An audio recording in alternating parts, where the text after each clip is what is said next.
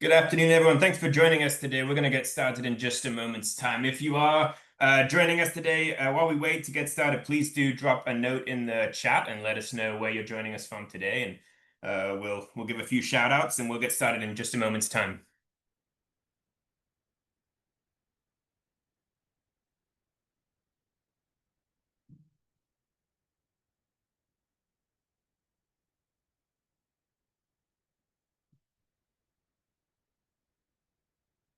All right, we have a critical mass, so we're going to get started right now. And very excited to have this conversation today. A few little housekeeping announcements. Like I said, drop a note in the chat to let us know where you're joining us from today. If you have a question, please use the Q&A feature, and we'll try to monitor that as we go. This webinar is a nice mix of some slides, some presented content, but also it's a discussion with our fantastic panelists. So we want this whole thing to be a conversation. So please do use that Q&A feature, and you will receive an email within about 24 hours of this event ending, and that'll have the recordings. If there's anything you want to go back and watch, you'll be able to do that.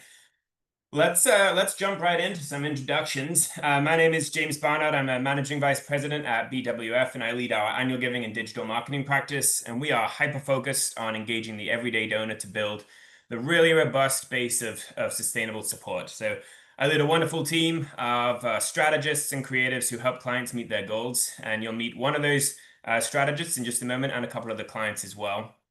Before I joined BWF, I spent about 15 years running annual giving programs in higher education and healthcare. I started my career, as many people did, as a phone-a-thon caller.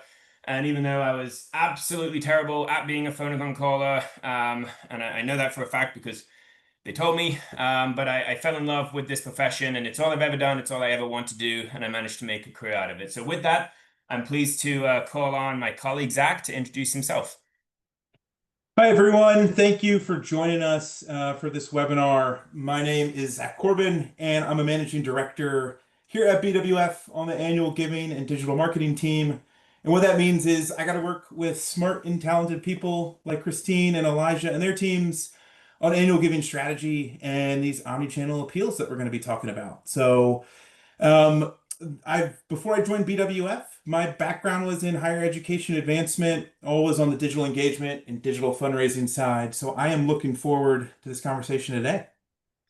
And today we have two special guest panelists, two of our esteemed clients who are thought leaders and innovators themselves.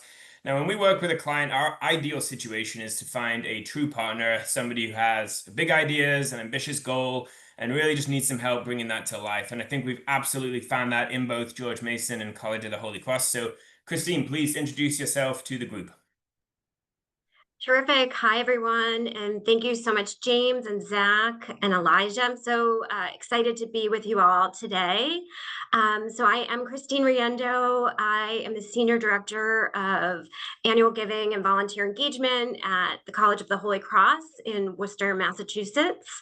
I have been with the college for 13 years in the annual fund, and I just absolutely love this work. Before coming to Holy Cross, I spent 10 years working on Wall Street in financial services marketing and public relations. So this has been a second career for me, and just really delighted to be with you all today. Great to have you with us. And last but not least, Elijah. Hi, I'm Elijah Rosenthal, the Director of Annual Giving at George Mason University in Northern Virginia, about 40 minutes outside of DC. Have been kind of in annual giving my entire career. Like James, started as an engagement center caller at my alma mater. Also was told, shout out Stephanie, my old boss, that I was not a very good caller. And here we are 10 years later. I've been at George Mason for about a year and a half and just wrapping up my first year as a client of BWF. I think it's been going pretty well, in my opinion. Before that, I was at Carnegie Mellon and Rutgers.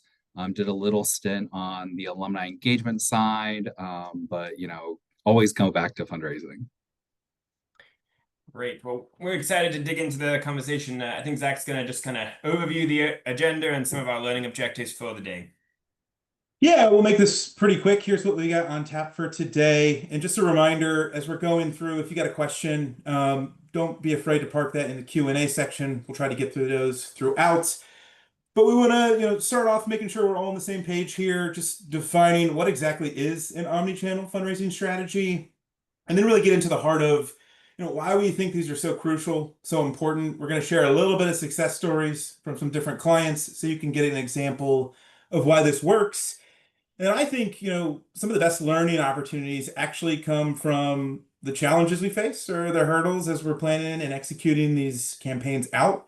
So we'll get into that conversation a little bit, and then we'll leave you with some uh, insights and things that you can use to take this back, operationalize it, talk through how we kind of approach designing an omnichannel campaign, which can be a little daunting when you're first starting out. So just for what you can take away from this, pretty straightforward, right? We really want to leave you and make sure you feel like you have an understanding of what exactly an omnichannel campaign is, what are those key elements, and how you're able to take what we're talking about today, this discussion, some of the things we've learned along the way, and be able to take it back to your organization and enact this and put these strategies and tactics into action. So excited to get into this conversation.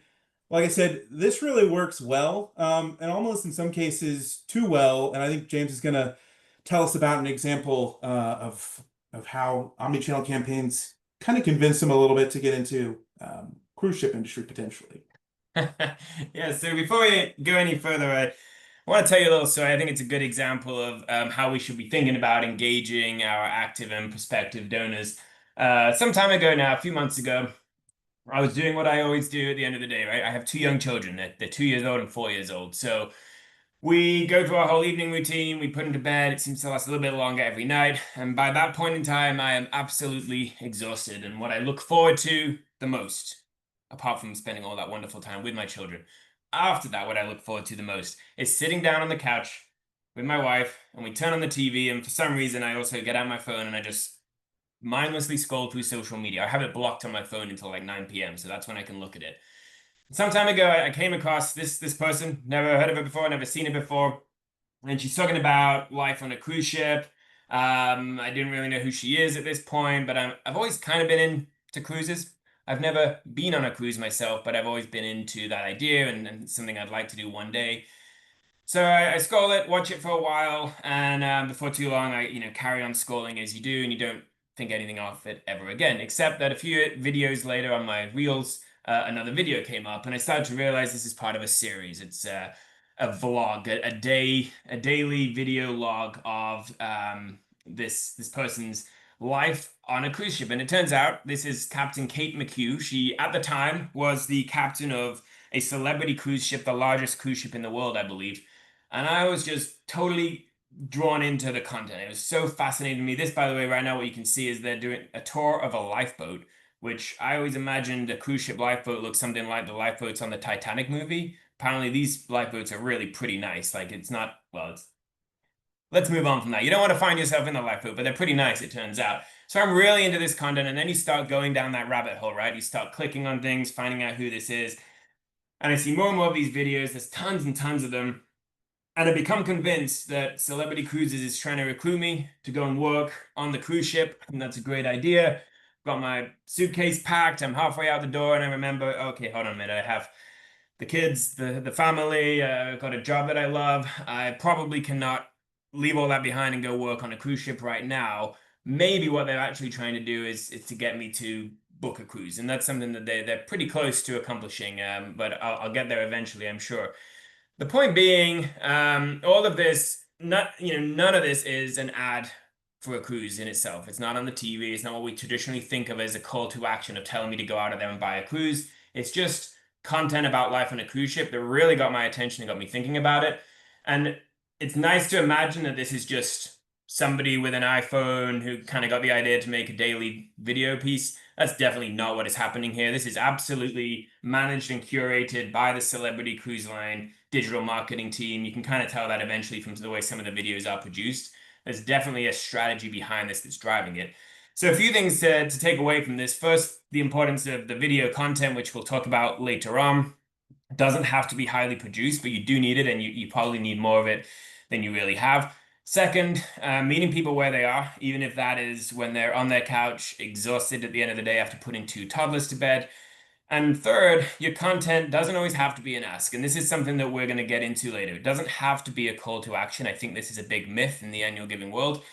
Like I said, we'll get into it, but I really call this fundraising between the asks. It's the engagement first approach where you're trying to capture attention. And then when the timing is right, that's when you can inspire the action. It's harder and harder to do that in the busy world that we live in today. But I think it's possible. And, it's just something we have to strive towards. So thank you for being with us today. BWF is a national full-service fundraising consultancy with a proud history of innovation and deep specialization in almost every part of the fundraising profession. We have clients all over the country and many around the world as well. And for more than 40 years, we've been helping nonprofit organizations to deliver on their promises. And that work has never been more important than it is right now. With that, I'm going to ask Zach to tell us a little bit about the differences between multi-channel and omni-channel.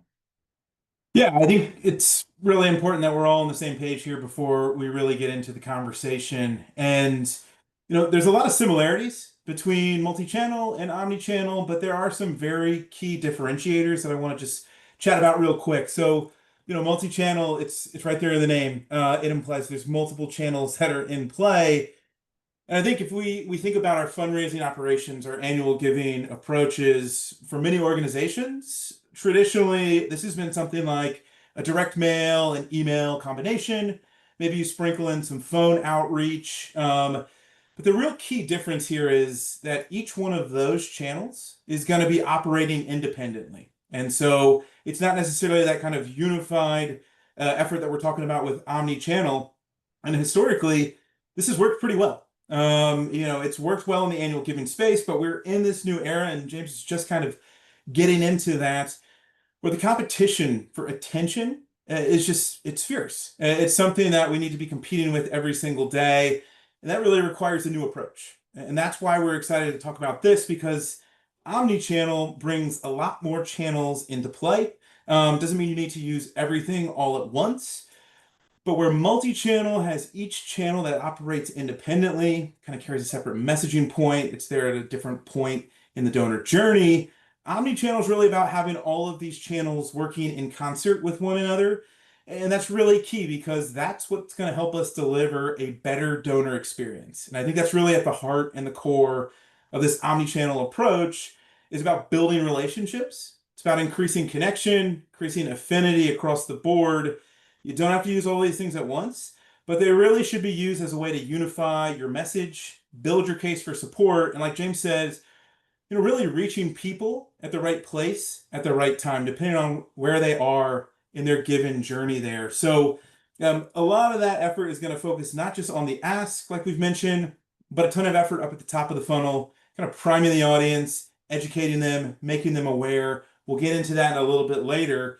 But I do think it's important that we're differentiating the two from one another here. One of the things I wanted to draw attention to as well on this diagram, you see the physical piece, which you might not think is really part of it. I think we tend to focus on the channels we know best. So we do a lot of direct mail work, we put email in there, stuff around digital. The physical presence, I read this thing a few weeks ago. Charity Water has opened up a physical space. It's in Franklin, Tennessee. It's called the Experience Lab. But they're obviously an organization that doesn't have like a college campus, like a lot of our higher ed clients obviously have, or it's not a healthcare organization. They don't have a hospital, but they've opened up this physical space, and the whole idea, right, would be that the experience there mirrors the experience they're creating for their donors. I think this is important because it reminds us of factoring that into the picture when we think about the physical spaces that some of the organizations we work with do have. So especially if you're in the higher ed space or in healthcare. Let's jump into some great conversation here. Christene, can you tell us a bit about College of the Holy Cross? You have a long established and storied annual giving program. What are some of the kind of key components of your strategies, and how has that evolved over time? Sure, absolutely. So the College of the Holy Cross, we are incredibly proud of our annual giving program, and specifically our alumni participation rate. We've been one of the top schools for the last 10 to 15 years. And this program was developed, it's about 75 years old, and it was established really after a program that Dartmouth had in place that was really based on the volunteer and using volunteers to help advocate for the annual funds. So we have right now about 1,600 class and reunion volunteers, class chairs, class agents, reunion gift committees, and it is a machine of alumni advocates that help us tell the story of why it's important to give back to the institution year after year. So that volunteer aspect of our program is really built in the DNA. And, I'd say about 5 or 6 years ago, it was time to really take a step back and look at the entire program and our direct response. And I would say at the time, we had what I would call a fairly one-size-fits-all approach to direct mail, a somewhat active phone-a-thon program, getting our, feet into giving days. And it was really time then to really take a step back and put all of these pieces together and come up with, what I would consider our omni-channel approach today. But it's definitely been an evolution. So yeah, that's a bit about us. Thank you. And one of the cool things that working in a place like BWF is you get to see all the variety of the different kinds of organizations, even within a sector. So with that in mind, I'd like to call on Elijah to tell us about a very different kind of place, George Mason University. Yeah, we're a little different than the College of Holy Cross. We're about a 60,000 student campus, right? The largest public institution in Virginia. We have only about 10,000 on-campus residents as well. And we're less than 60 years old as an institution. So the amount of growth, we started as a 4-building kind of satellite campus of the University of Virginia, and then kind of have really expanded over 50 plus years into this kind of research machine. We're an R1D1 institution.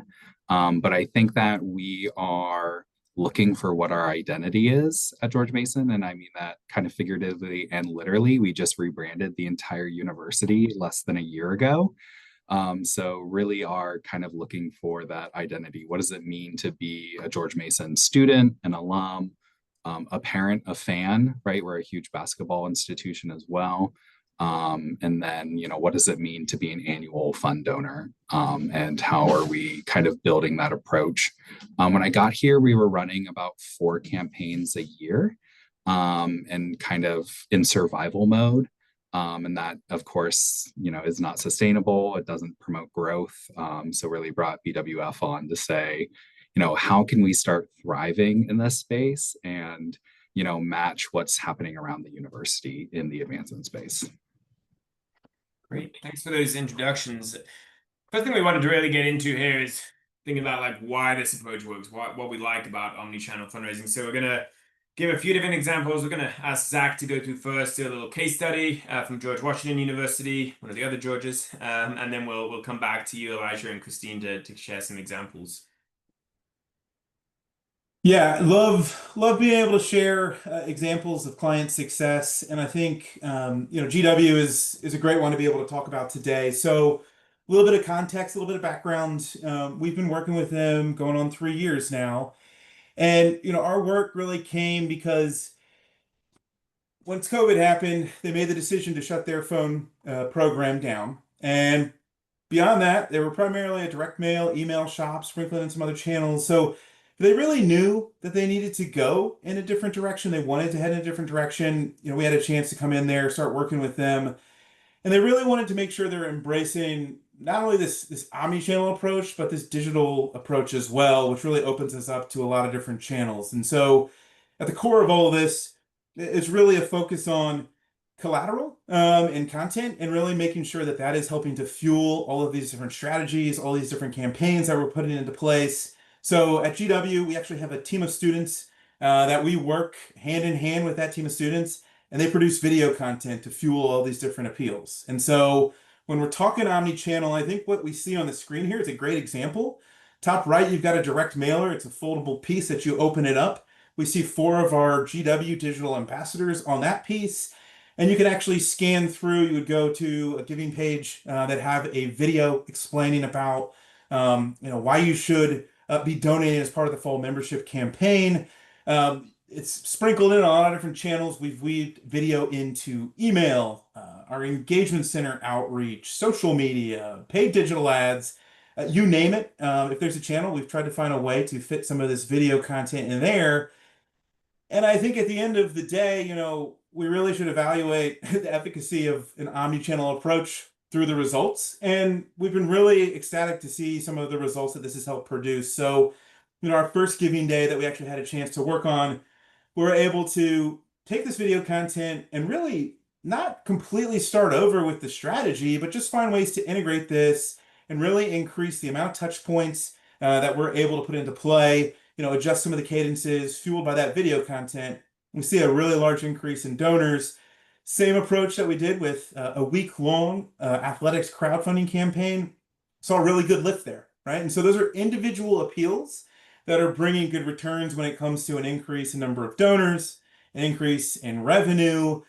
But I really love these last two bullets because, in my opinion, that really speaks to this isn't just something that's a one-off. This is something where if you really make it a core or a piece of what you're bringing when you're trying to build out a strategy, it's going to have really significant impacts. And so FY23, you can see it right there, 5% increase in overall donor counts. Following that up in FY24 with another increase.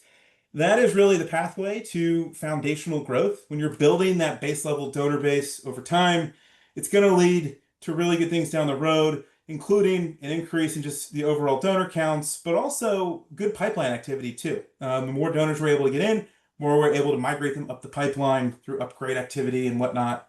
So love talking about GW. Be on the lookout. We've got a case study that is going to be published any day now here at BWF, but one of our favorite examples to be able to share. But I know we also have a lot of great examples when it comes to Holy Cross and George Mason as well. So I want to make sure we give some time to talk through that. Yeah, Zach, you just reminded me of something where you talked about the importance of the content and the creative work. And we had a BWF retreat a while ago now, few months ago, and we were talking about where do you think the fundraising sector will be in sort of 5 years time, 10 years time, and my sort of unscientific prediction was a lot of annual giving teams are very focused on distribution. They spend a lot of their time managing projects and getting things out the door. AI and other tools are making that easier and easier and will sort of take a lot of care of that. And hopefully what that means is that then the people can spend their time being more creative and creating more content to get that out the door. I think that'll really help us. Elijah, you mentioned earlier, building out your program. Can you tell us more about how you built that out and how you've really leveled up your omni-channel strategy? Yeah, so like I said, when I got here, we were running 4 campaigns total for the year, right? Kind of a fall campaign, our 2 year-end ones, and then Giving Day. And I kind of came in and was like, this is a great start but let's, hit the ground running this year. And really gave them free rein, my team free rein to say, what do you want to try? And really focus on what segments are we missing, right? Where are our gaps? And really working on that and realizing that not every segment needs the same sort of approach and the same sort of, direct mail. I would say surprisingly at George Mason, we are kind of going against the current where our direct mail is still kind of growing and our email is very much lagging behind. And, having someone and empowering my team to ask those questions like, why is that happening? And how can we dig into the data further?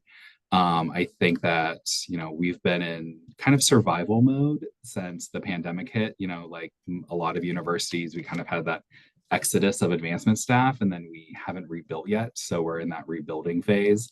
And so, just trying to get appeals out. And now I'm in kind of asking, so why are we doing this? And how maybe can we change? And my direct mail person, I think, just had an amazing idea just by going to the Wicked show.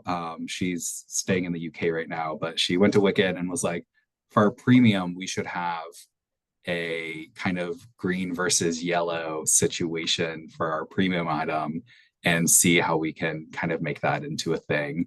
And has some really cool video ideas and social media and of course direct mail.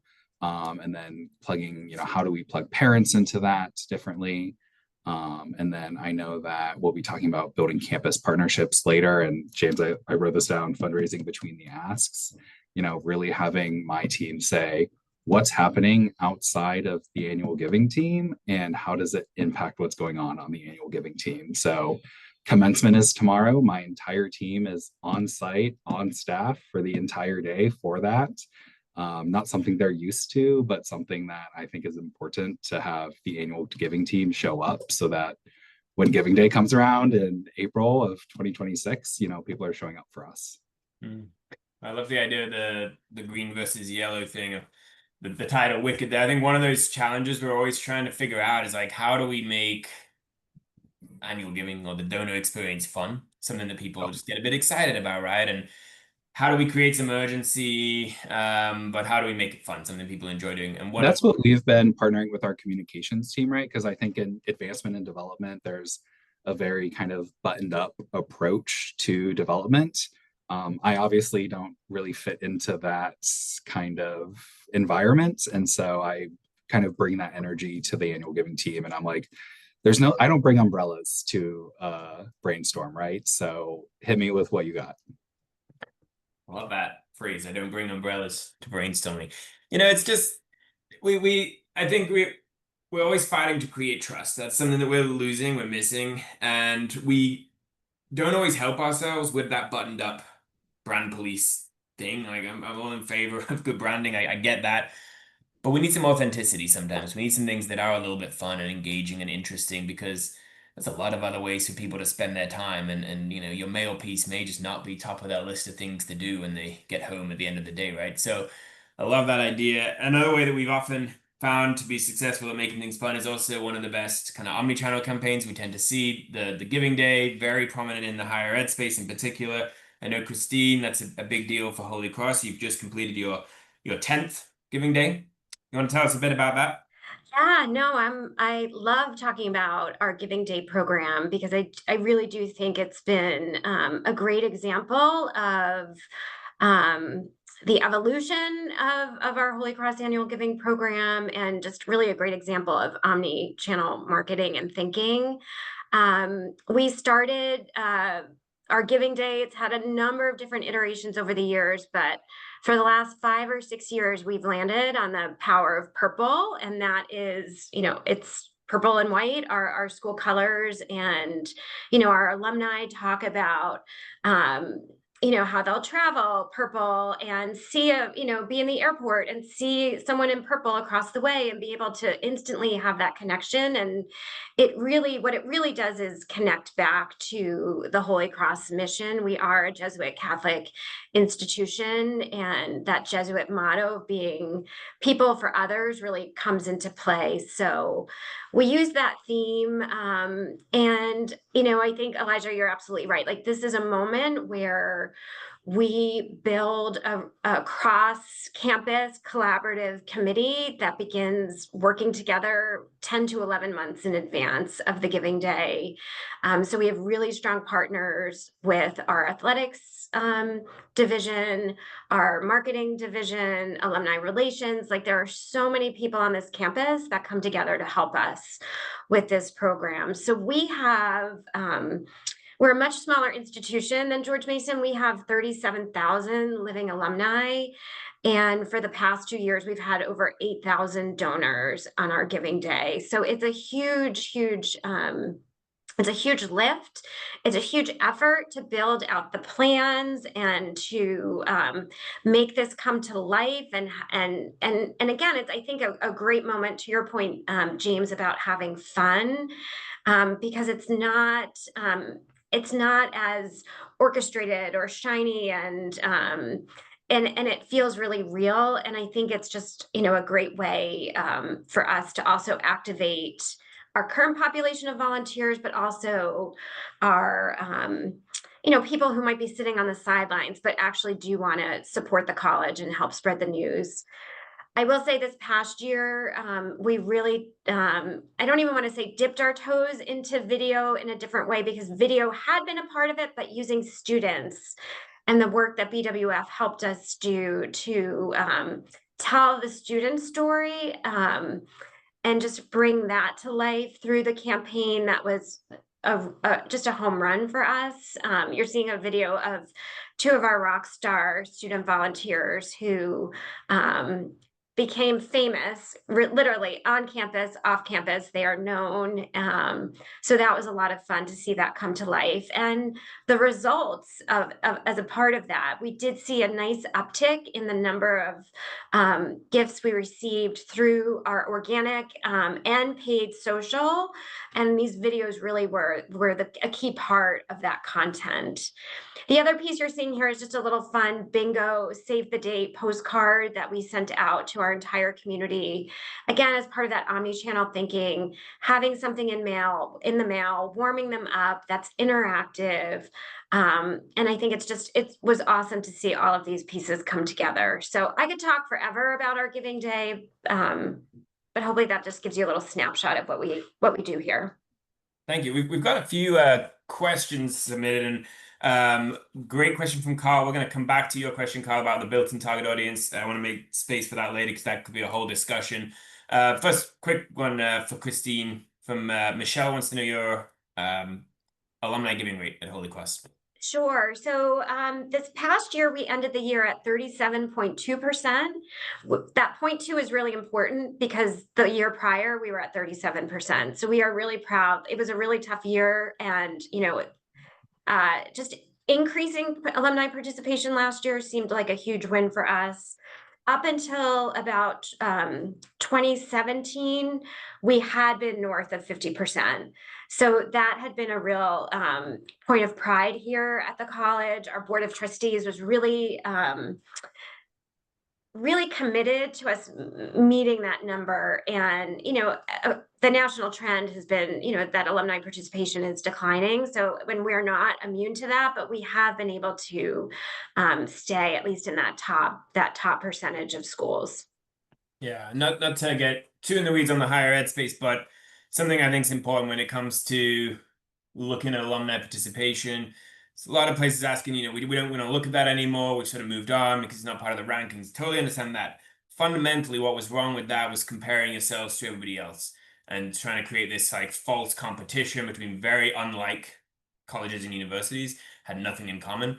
Actually, if you look at it, unless you're like significantly growing your alumni population each year, in which case it's reasonable that it's going to be hard to maintain that.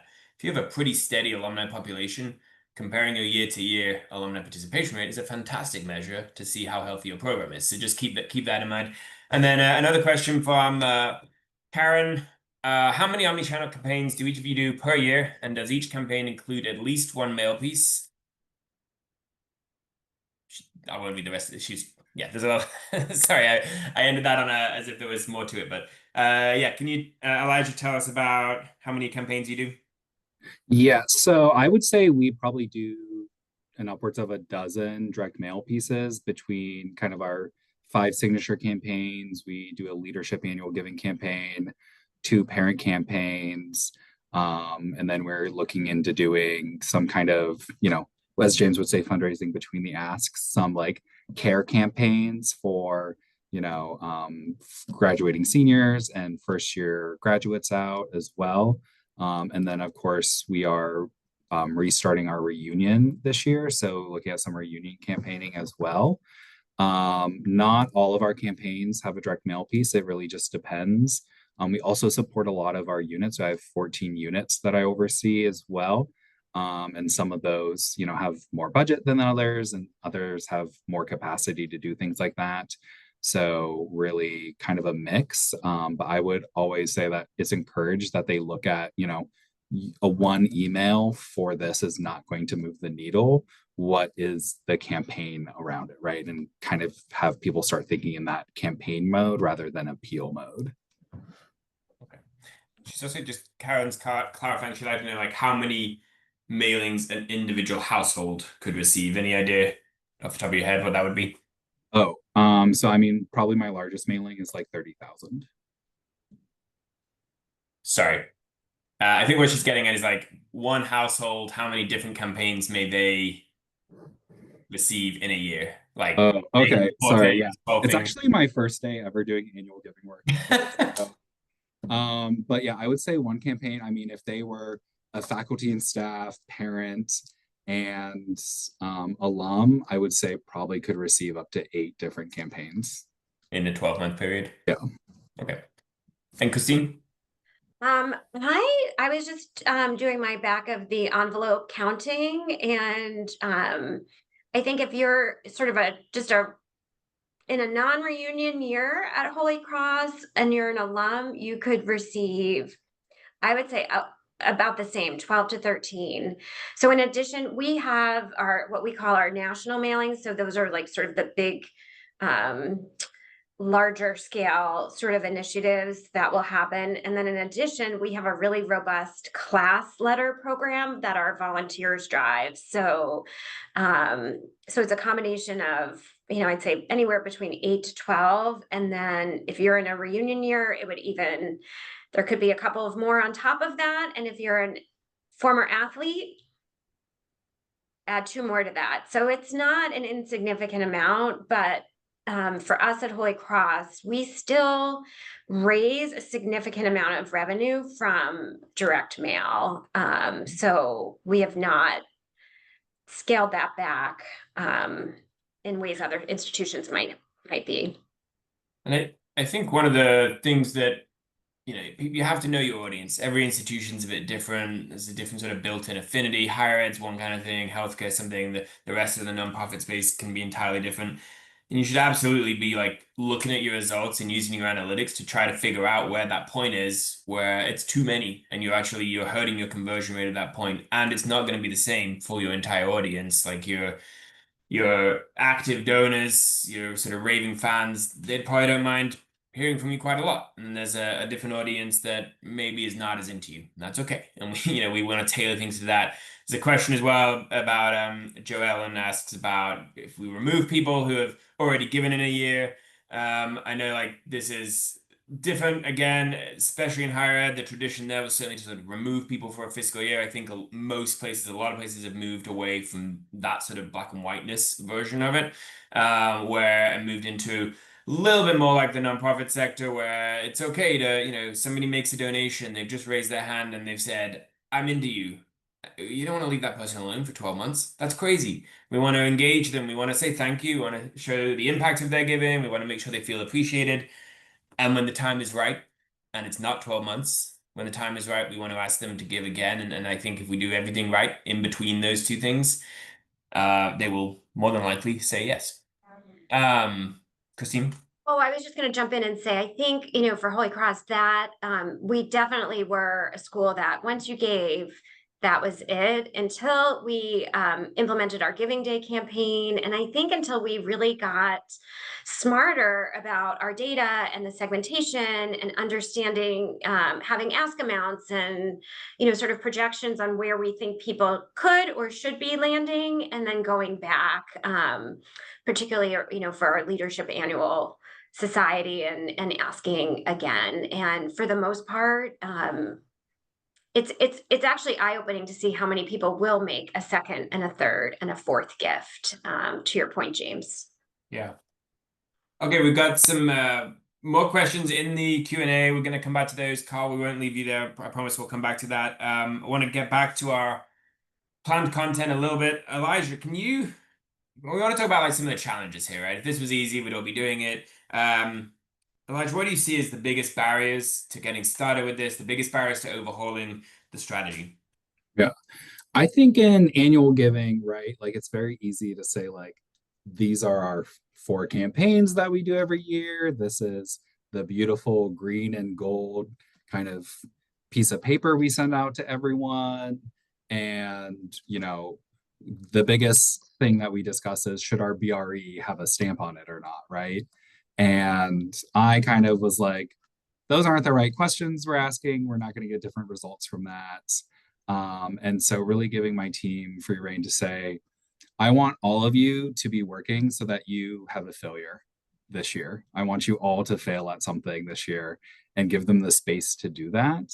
And I, right out the gate, I gave a prime example of how to fail kind of gracefully at George Mason. I was like, we don't do enough with our leadership annual giving donors here. So we need to do a leadership annual giving campaign. And, you know, I had this beautiful letter from our vice president on, you know, moderately designed, and sent that out, and very little results from it, right? You know, out of an audience of, I want to say like 1,200 people, we got like 8 gifts from it. So not a good return on investment at all. But we wouldn't have known that unless, you know, we tried that out. And the lessons we learned from that were, well, we're not doing enough to engage this audience before we make the ask, right? And we reviewed with BWF the other day kind of the impact of those donors. You know, they did give through other campaigns and other channels throughout the year. A lot of them did, but they didn't give through that letter. And so, you know, was it the timing? We sent that letter in early November. Was there more work to be done? Did they mainly give around Giving Day? So really saying, you know, we tried it, probably a failure. How do we work with donor relations? How do we work with our alumni engagement team? How do we work with athletics to say these are a group of leadership annual giving donors? Are we engaging them, stewarding appropriately throughout the year in order to make kind of a leadership specific campaign successful? That's great. And Zach, you know, I think a lot of programs that we see, they tend to struggle to think outside that box of direct marketing. How do you see people being successful? Kind of, you know, Elijah pointed out the fear of failure is one of the things that gets in the way, and we just keep on doing the same thing. How do you see people being successful, thinking about things differently? Yeah, first off, I love embracing the potential that things might not go as planned. And there's the inverse to that, right? They could also really outperform. And I think the only way to really know that is to put some of this stuff into market and see what the performance looks like. So I just really kudos. I love that philosophy and approach. But Elijah also mentioned something where, you know, this work, it's difficult. There's a lot of balls to juggle. There's a lot of partnerships to manage, right? So it is easy to kind of get in the rhythm of, we did this last year, we're going to do it again this year, just going to update a few things, and then we're on our way. And if there were a couple of things I would say, you know, to put at the start of the planning process, I would say it's number 1, audience, number 2, messaging, and then I think also data, but maybe not in the way you're thinking, but behavioral marketing data especially. So with audience, I think that's pretty straightforward, where this should kind of be a filter or a litmus test that's put at every single step of a proposed strategy. It's really thinking about what the donor experience looks like on the end of that. So the segment that might be getting something, number of touch points, cadence, you name it, and just really thinking, is this the right approach for that particular segment? And so working through some of those questions, having those internal conversations, I think is huge, because those are important questions to be asking about the audience. But the other piece that we've been kind of talking about here and there is around messaging. And when I talk messaging, I think something that gets tossed around a lot is we want to tell great stories, right? We want to put the emphasis on storytelling, building a case for support. But I think sometimes we get lost in thinking that has to be just a huge volume, where we can actually tell one story. And if we're smart about the way we repurpose that and rework it, it becomes multiple stories. It's going to go out on multiple channels and have a lot of different purpose for us. So you could take something like, we want to feature a student who's on scholarship, or maybe we're going to talk about, you know, a new adopted dog owner and that dog, or a grateful patient. You name it. There's a lot of different stories we could tell, but really taking a look at what are the mediums we can tell that story in. I think often the default is something like a web story, which is fantastic. Obviously, written word is very important. But can we take that a step further, right? So if I'm reading about this story on a direct mail piece and I scan a QR code and I go to a giving page, wouldn't it be great to have a similar video outlining that same story on that page, just taking me a little bit further, a little bit more in depth, talking about the impact. And then that same video can be cut down to a smaller soundbite that can be played on social, again, driving back to the giving page. But it's all the same story. We're just repurposing the collateral, repurposing the medium to, again, unify that message. So I think it's really important to think about messaging, collateral we want to produce. And then the final piece is behavioral marketing data. I feel like this is a huge untapped area for our space. It's the most current data that we have at our fingertips, if you think of it like that. So if we're talking about a side month, we are talking about somebody who we're going off a data point that's at least a couple years old at this point. Behavioral marketing data, things like the individuals who are opening up emails, people who are responding to text messages, that is happening in real time. And that's actually showing you some real good high intent, which is incredibly important as we think about how do we try to maximize and take prospective donors, turn them into donors. And so thinking about how these channels kind of work in concert and can play off of each other with behavioral marketing data, I think is very important.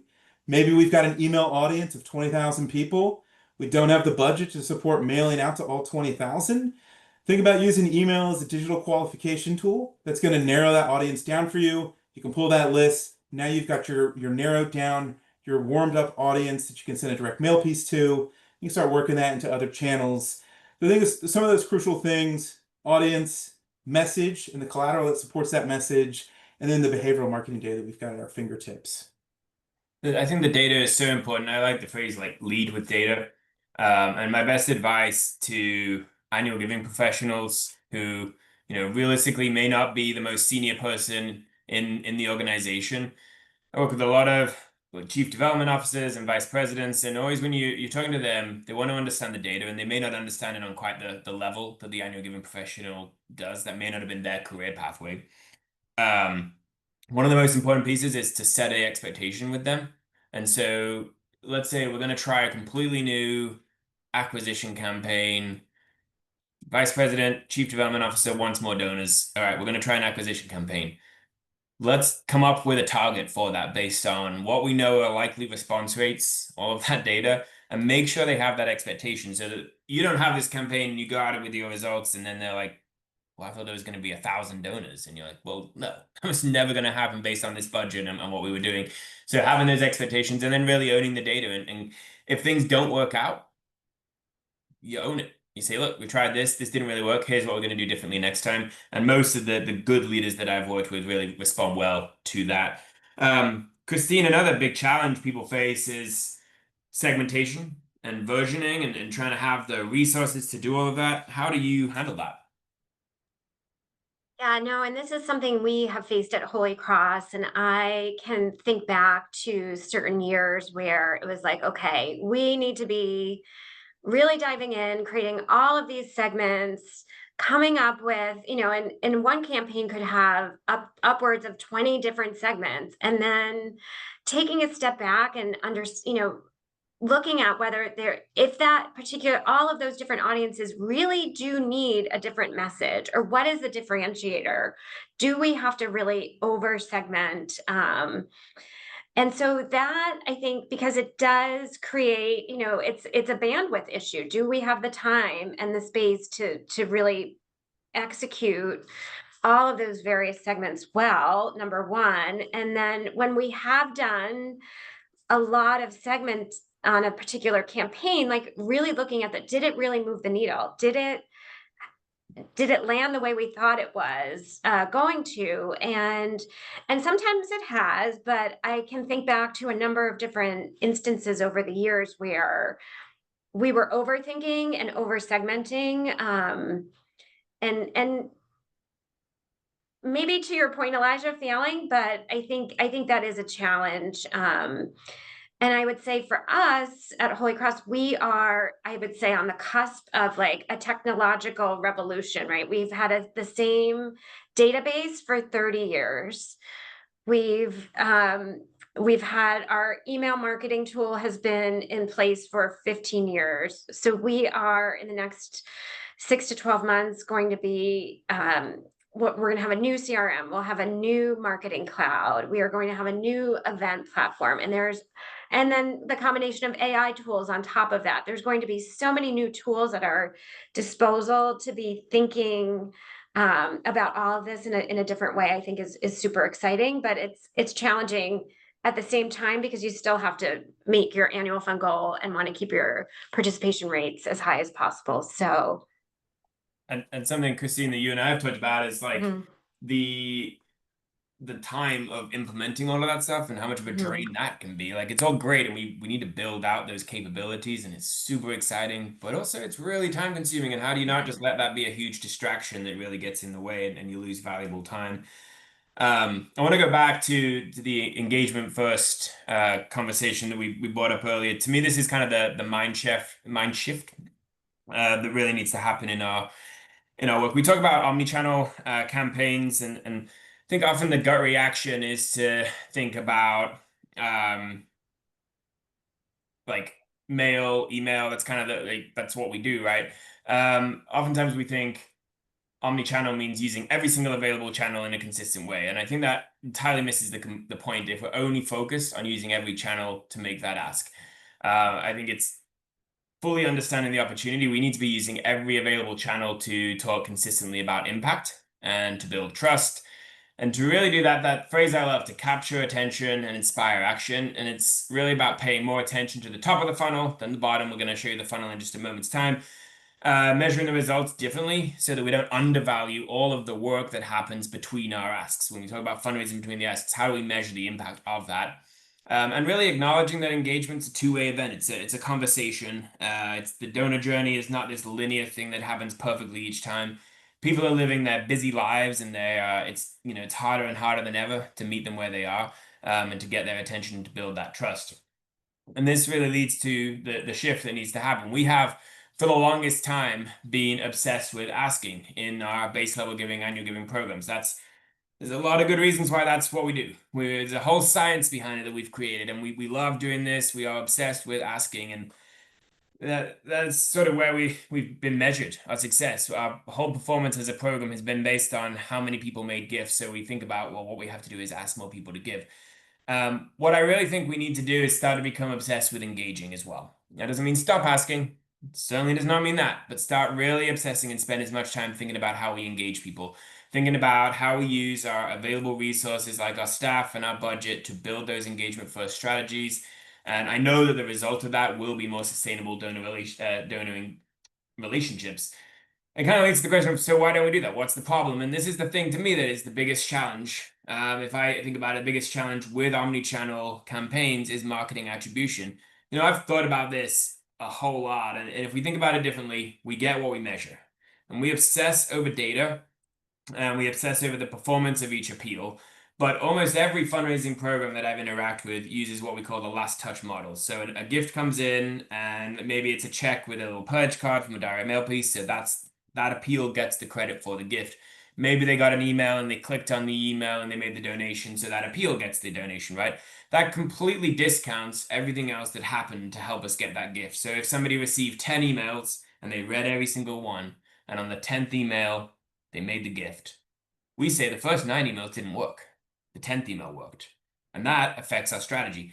I think that's why we do this, as we don't always do the omni-channel approach, and we don't always do the things that really need to happen about engaging our donors. There are alternative models out there. That's not really what the topic is today, and I could spend hours talking about all of these. I think it's something we should be exploring. I'm just trying to flag this as like a challenge, something that's really important for us. But the reality is that the data lies, or at least it tells us half truths. A lot of people love the phrase like the data doesn't lie. It lies all the time when it's incorrect. This is not any client's actual data, but this is something that I see very often. Is like, show us your gifts by appeal channel. You get some gifts by mail. You get these sort of miscellaneous online, whatever that means. And then there's this other category, this magical other that has the most gifts. It's so common to see this. Do those gifts just drop out of the air? Do they come out of a tree? Like they're just by pure magic, those gifts arrived in the inbox? No, that's not how it works. It was the work you were doing with omnichannel marketing, no doubt, that facilitated those gifts and helped them come. And we have to figure out different ways to give credit to those things so that we can actually start to show their success.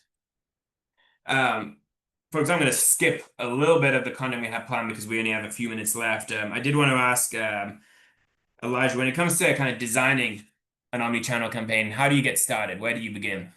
Yeah, I will say first, as we talk about kind of, focusing on the ask, a big thing that I see is when people partner with me and they are like interested in working with annual giving, their first response always is, I can put an ask in that. And my response is like, an ask isn't always appropriate, right? And like, we need to be doing the engagement work to get to the ask as well.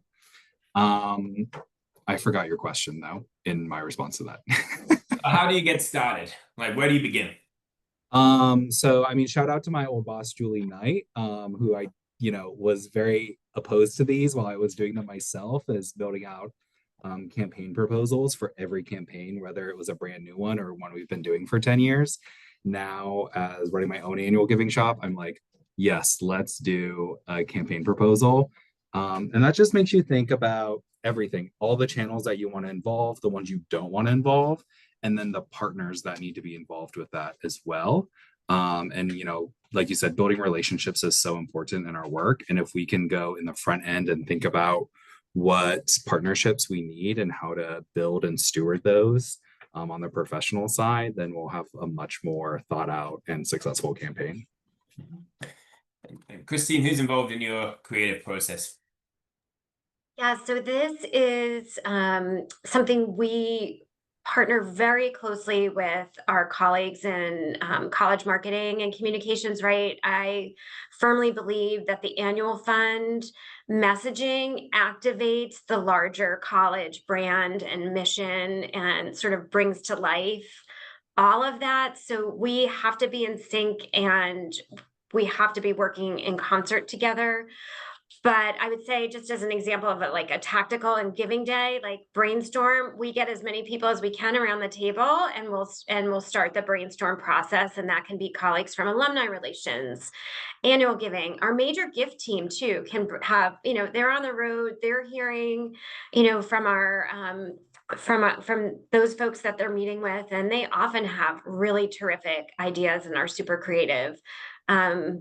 So we bring a lot of folks around the table and then sort of go from there. But again, I really think that the annual fund is the lever and the mechanism to tell that and ask for support of that larger mission. Thank you.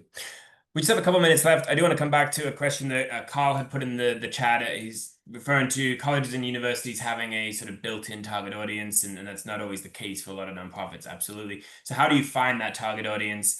I think there's a few different varieties there. What you actually have to do is build the audience first. So there's some of the more traditional methods of buying lists, renting lists for mailings, and you're going to get a certain kind of response rate for those, anywhere from sort of 0.5 to 1% return. It's one option. You can also do your like the exchanges, where you're essentially buying lists of donors from other organizations and exchanging data on their behalf. But I really think what we should be exploring more and more, and what we're doing a lot with clients, is the digital campaigns as well. Thinking back to the cruise ship example, I'm not on a list for celebrity cruise lines. I told you all I always wanted to go on a cruise, but they don't know that. There's nothing in my sort of behavioral data that tells them that. They put this content out there on social media, and somehow it ended up in my newsfeed. Not somehow, there's obviously algorithms making that work.